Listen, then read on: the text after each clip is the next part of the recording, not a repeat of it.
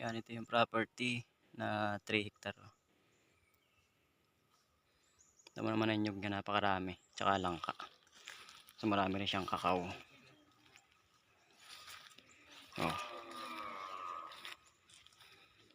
Yan yung mga kakao niya.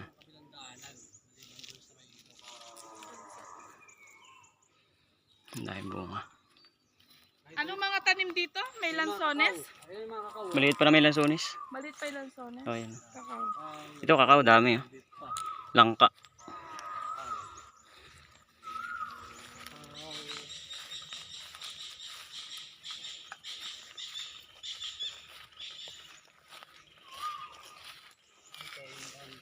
Hanggang dito pala yung kakao. Ay, mga kakao niya.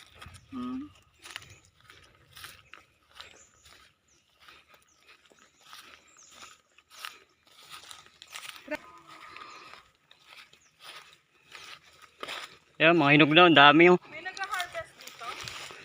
Sila din, seller din. Seller din. Oo.